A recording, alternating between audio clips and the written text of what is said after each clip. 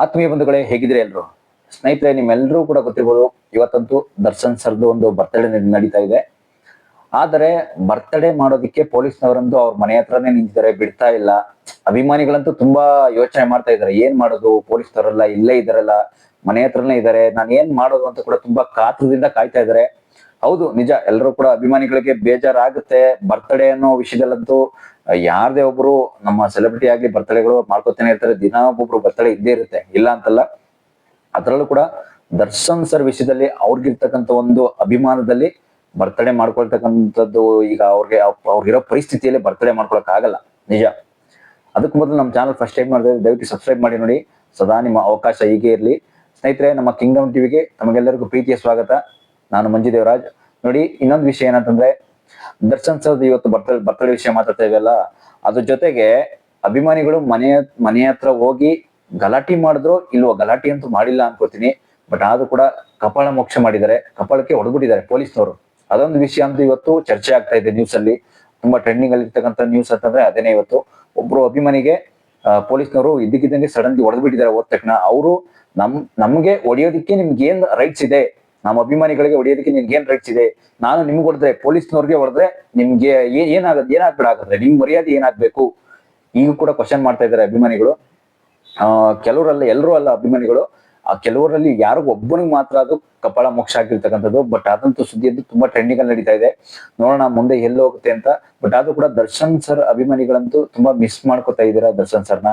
ಇನ್ನೊಂದು ಹೇಳಿ, ನಾವು ಮಿಸ್ ಮಾಡ್ಕೋತಾ ಇದೀವಿ ಅವ್ರನ್ನ. ಯಾಕೆ ಅಂತಂದ್ರೆ ದರ್ಶನ್ ಸರ್ ಬಗ್ಗೆ ಇನ್ನೊಂದಷ್ಟು ಡೀಟೇಲ್ಸ್ ಕೊಡ್ಬೇಕು ಅಂತಂದ್ರೆ, ನೋಡಿ, ಅವ್ರು ಹುಟ್ಟಿದ್ದಂತೂ ಫೆಬ್ರವರಿ 16 1977, 1977ರಲ್ಲಿ ಹುಟ್ಟಿರೋದವರು. 1977ರಲ್ಲಿ ಹುಟ್ಟಿ ಈಗ 2026ನೇ ಇಸ್ವಿಗೆ 49 ಇಯರ್ಸ್ ಆಗುತ್ತೆ ಅವ್ರಿಗೆ. 49 ಇಯರ್ಸ್, 49ನೇ ವರ್ಷದ ಹುಟ್ಟುಹಬ್ಬ ಆಚರಿಸ್ಕೊತಾ ಇದಾರೆ ಅಂತ ಕೂಡ ಎಲ್ಲಾ ನ್ಯೂಸ್ ಅಲ್ಲೂ ಕೂಡ ಹೇಳ್ತಾ ಇರ್ತಕ್ಕಂಥದ್ದು. ಬಟ್ 49ನೇ ವರ್ಷ ಬರುತ್ತೆ ಅಂತ ನೀವು ಕೂಡ ಗೆಸ್ಟ್ ಮಾಡಿರ್ತೀರಾ ಅನ್ಕೋತೀನಿ. ನೋಡಿ, ನಿಮ್ಗೆ ಏನ್ಸುತ್ತೆ ಕಾಮೆಂಟ್ ಮಾಡಿ, ಏನನ್ಸುತ್ತೆ. ಮತ್ತೆ ದರ್ಶನ್ ಫ್ಯಾನ್ಸ್ ಗಳಂತೂ ದಯವಿಟ್ಟು ಬೇಜಾರಾಗ್ಬೇಡಿ. ಯಾಕೆಂದ್ರೆ ಕೆಲವರಂತೂ ನಮ್ ಬಾಸ್ ಈ ರೀತಿ ಜೈಲಿಂದ ರಿಲೀಸ್ ಆಗ್ತಾ ಇಲ್ಲ, ಇನ್ನು ಕೂಡ ಜೈಲಲ್ಲೂ ಕೂಡ ಹೋಗಿ ನಾವು ಬಾಸ್ ಬರ್ತಡೇ ಮಾಡ್ಬೋದು ಅಂತೆಲ್ಲ ಅಭಿಮಾನದಿಂದ ಕಾಯ್ತಾ ಇರ್ತೀರಾ. ನಿಜವಾಗ್ಲು ನಿಜ, ಇಲ್ಲ ಅಂತಲ್ಲ. ಬಟ್ ಯಾಕೆ ಅಂದ್ರೆ ಅದಕ್ಕೆ ಕೋರ್ಟ್ ಪರ್ಮಿಷನ್ ಕೊಡ್ಬೇಕು, ಸುಮ್ನೆ ಮಾಡಕ್ಕಾಗಲ್ಲ. ಕೋರ್ಟ್ ಪರ್ಮಿಷನ್ ಕೊಟ್ರೆ ಮಾಡ್ಬೋದು. ಜೈಲಲ್ಲೂ ಕೂಡ ಜೈಲ್ ಅಧಿಕಾರಿಗಳು ಪರ್ಮಿಷನ್ ಕೊಡ್ಬೇಕು, ಅಲ್ಲೂ ಕೂಡ ಒಳಗಡೆ ನೀವು ಹೋಗ್ಬೇಕು. ಅದೆಲ್ಲ ತುಂಬಾ ರಿಸ್ಕ್ ಆಗುತ್ತೆ. ಯಾಕೆಂದ್ರೆ ಅಲ್ಲೆಲ್ಲ ತುಂಬಾ ಗಲಾಟೆ ಆಗುತ್ತೆ ಅಂತ ಕೂಡ ಮೊದ್ಲೇ ಗೊತ್ತಿದೆ ಕೋರ್ಟ್ಗೆ.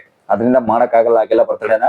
ಬಟ್ ಆದ್ರೂ ಕೂಡ ಅಭಿಮಾನಿಗಳಿಗೆ, ಕೆಲವರು ಎಲ್ಲರೂ ಕೂಡ ಅಭಿಮಾನಿಗಳಂತೂ ಸ್ಯಾಂಡಲ್ವುಡ್ ಅಂತ, ನಮ್ಮ ಇಡೀ ಸ್ಯಾಂಡಲ್ವುಡ್ ತುಂಬಾ ಕಾತರದಿಂದ ಕಾಯ್ತಾ ಇದಾರೆ ಬರ್ತಡೇ ಮಾಡ್ಲೇಬೇಕು ಅಂತ.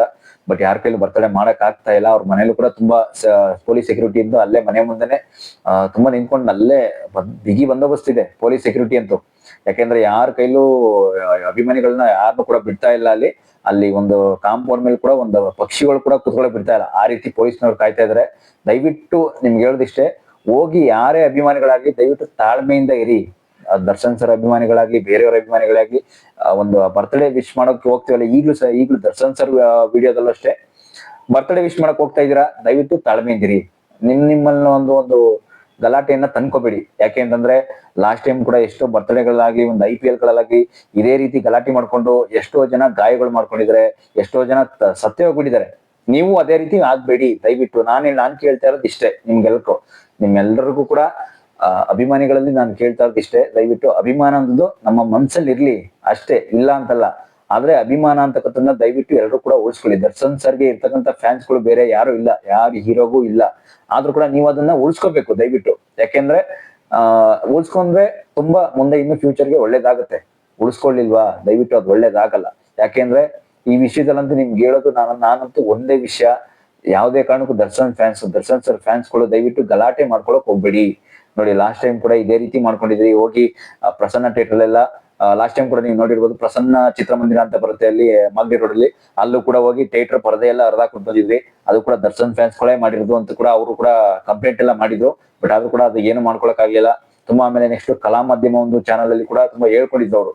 ಆ ಥಿಯೇಟರ್ ನ ಮಾಲೀಕರು ಕೂಡ ಹೇಳ್ಕೊಂಡಿದ್ರು, ದರ್ಶನ್ ಸರ್ ಫ್ಯಾನ್ಸ್ ಧನ್ವೀರ್ ಅವರ ಒಂದು ಸಿನಿಮಾ ರಿಲೀಸ್ ಆದಾಗ ಈ ರೀತಿ ತುಂಬಾ ವಸ್ಟ್ ಮಾಡ್ಬಿಟ್ರು, ನಮ್ಮ ಥಿಯೇಟರ್ನೇ ತುಂಬಾ ಧ್ವಂಸ ಮಾಡ್ಬಿಟ್ರು ಅಂತೆಲ್ಲ ಹೇಳ್ಕೊಂಡ್ರು.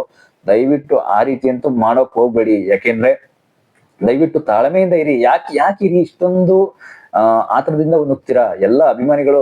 ದರ್ಶನ್ ಸರ್ ಫ್ಯಾನ್ಸ್ ಮಾತ್ರ ನಾನು ಹೇಳ್ತಾ ಇಲ್ಲ, ಎಲ್ಲ ಅಭಿಮಾನಿಗಳಿಗೆ ಹೇಳ್ತಾ ಇದ್ದೀನಿ, ಯಾಕೆ ಈ ರೀತಿ ತುಂಬಾ ಕಾತರದಿಂದ ಆತರದಿಂದ ನುಗ್ತೀರಾ? ಎಲ್ಲಾ ವಿಷಯದಲ್ಲೂ ಅಷ್ಟೇನೆ ತುಂಬಾ ಗಲಾಟೆ ಮಾಡ್ಕೋತೀರಾ, ಒಂದು ಗೊಂದಲವನ್ನ ಮಾಡ್ಕೋತೀರಾ, ನಿಮ್ಮ ಒಂದು ಮೈ ಮೇಲೆ ಹೇಳ್ಕೊತೀರಾ, ನಿಮ್ಮನ್ನ ನೀವು ನಿಮ್ ಮೈ ಮೇಲೆ ಹೇಳ್ಕೊಂಡ್ಬಿಡ್ತಾ ಇದ್ದೀರಾ.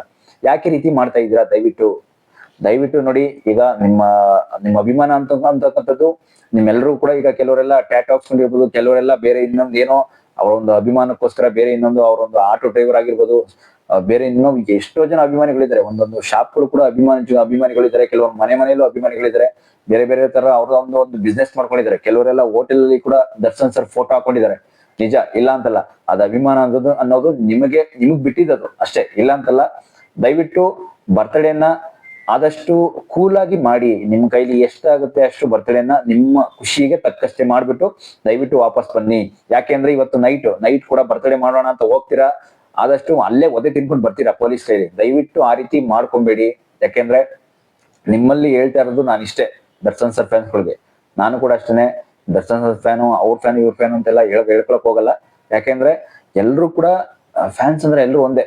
ಇಲ್ಲಿ ಅವ್ರ ಫ್ಯಾನ್ ಇವ್ರ ಫ್ಯಾನ್ ಅಂತ ನಾನು ಹೇಳ್ಕೊಳಕ್ ಹೋದ್ರೆ ತುಂಬಾ ಮಾತೆಲ್ಲ ತುಂಬಾ ಚಿಕ್ಕದಾಗತ್ತೆ, ಚೆನ್ನಾಗಿರಲ್ಲ ಅದು ಮಾತು. ಯಾಕೆ ಅಂತಂದ್ರೆ ಫ್ಯಾನ್ಸ್ ವಾರ್ ಕೂಡ ಹಿಂದೆ ಎಲ್ಲ ನೀವು ನಡೆದಿರೋದನ್ನ ನೋಡ್ಬೋದು. ಆ ಫ್ಯಾನ್ಸ್ ವಾರ್ ಕೂಡ ನಡೆದಿರ್ತಕ್ಕಂಥದ್ದು ಅಭಿಮಾನಿಗಳ ಜೊತೆ ಈ ರೀತಿ ಮಾಡ್ಕೊಂಡಿರೋದಕ್ಕೆ ಫ್ಯಾನ್ಸ್ ವಾರ್ ನಡೀತಾ ಇರೋದು. ಬಟ್ ಆ ರೀತಿ ಎಲ್ಲ ಫ್ಯಾನ್ಸ್ ವಾರ್ ಎಲ್ಲ ಮಾಡ್ಕೊಳಕ್ ಹೋಗ್ಬಿಡಿ. ಮತ್ತೆ ನಮ್ಮ ಬಾಸು, ನಮ್ D boss, challenging star boss, ಅದು ಇದು ಅಂತೆಲ್ಲ ತುಂಬಾ ಕೂಗಾಡೋದು, ಕಿರ್ಚಾಡೋದು, ಆ ರೀತಿ ಮಾಡ್ಕೊಂಡು ತುಂಬಾ ಪಟಾಕಿ ಸದ್ಗಳೆಲ್ಲ ತುಂಬಾ ಬರ್ಬೋದು.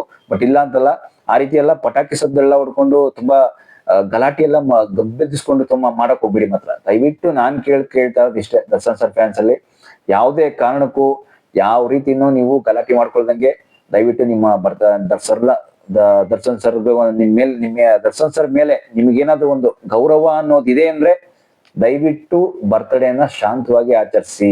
ನಿಮ್ಮ ಒಂದು ಬರ್ತ್ಡೇ ಏನಿದೆ, ದರ್ಶನ್ ಸರ್ ಬರ್ತ್ಡೇ, ನಿಮ್ಮ ಒಂದು ಆಸೆ ಏನಿದೆ ಬರ್ತ್ಡೇಗೆ ಮಾಡ್ಬೇಕು ಅನ್ನೋ ಆಸೆ, ಶಾಂತಿಯಿಂದ ಇರಿ, ಶಾಂತಿಯುತವಾಗಿರಿ.